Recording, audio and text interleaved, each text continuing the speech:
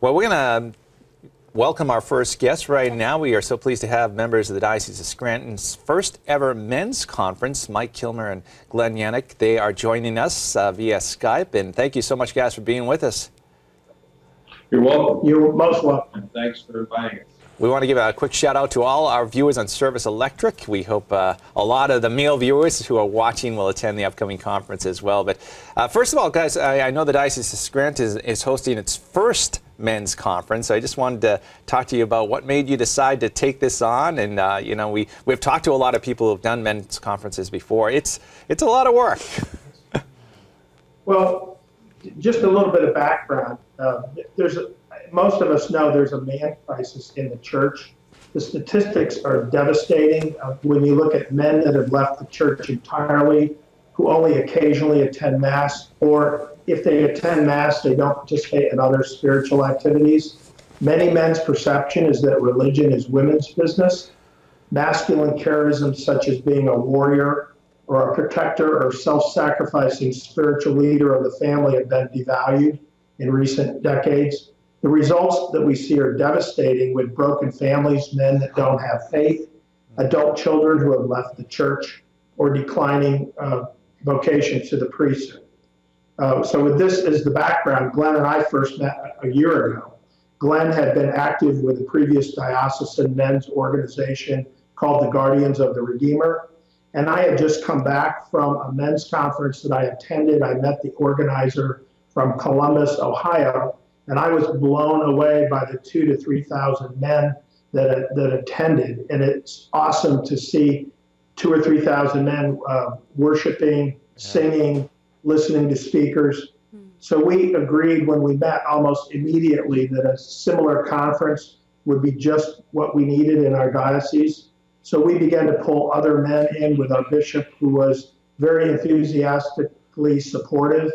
It's been a lot of hard work, but I do have to say we've already, both of us, been richly blessed by our involvement in the project. But you're right, it is a lot of work. Then tell us about the theme, Becoming the Man God Created You to Be. Explain that. Okay, that is really a title of a book by our keynote speaker, Father Larry Richards, who is a pastor in the Diocese of Erie. And his book and the other materials that he's provided and talks that he gives basically, starts with the basic. Basic is that, we've been made in the image and likeness of God, and we're made male and female. And the human race fell, and Jesus Christ came to restore us.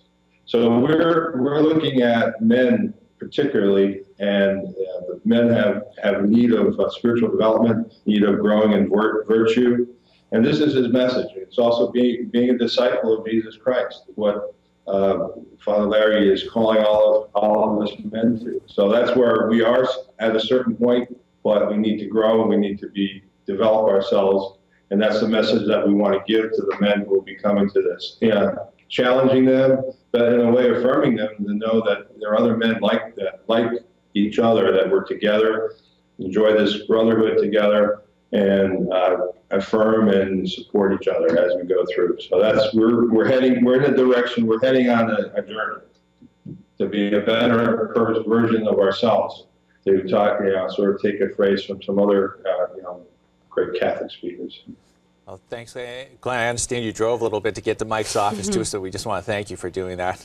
Great dedication. Yeah, no problem. It's worth it. I also say that I have children, I have grandchildren, I have daughters, sons, and I want to see their world be better than what we have now. And so it's worth the sacrifice. Talk about what you're most looking forward to for this conference. I didn't hear that question. Could you ask the question? Sure. What are you most looking forward to at this conference, being the first one as well? But maybe if you could share some of your thoughts on that. Well, I think that men look to be challenged, to be something greater than themselves. Otherwise, why would men be able to go to war or to defend their families? So I would hope that we would be called to something beyond us, that's higher than us. Clearly, the gospel of Jesus does that. So I would hope that the Holy Spirit pours out on the men gathered there. I've said previously that our job is to get the men there, and then from that point, it's up to God. And so I would hope that and expect that the Holy Spirit might pour down on those that are gathered there. Well, thank Mike and Glenn. Maybe if you could just tell us, we're running out of time, but if you could let people know how they can register for the conference and maybe where they can find out more information. Well, we have an online registration, and it's at the Diocese of Scranton.org, and just go into that website. There's a special page for the Catholic Men's Conference, and then they're accepting online registrations. Right now. Also, we accept walk-ins, so we will be at King's College in downtown Wilkes-Barre on the 25th of April. Get there early because the conference starts sharp at 8 a.m.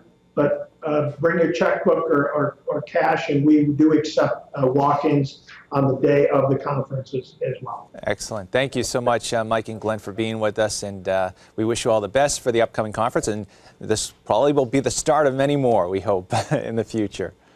We expect that it will be. Thank you very much. Excellent. Thank you, Mike and Glenn.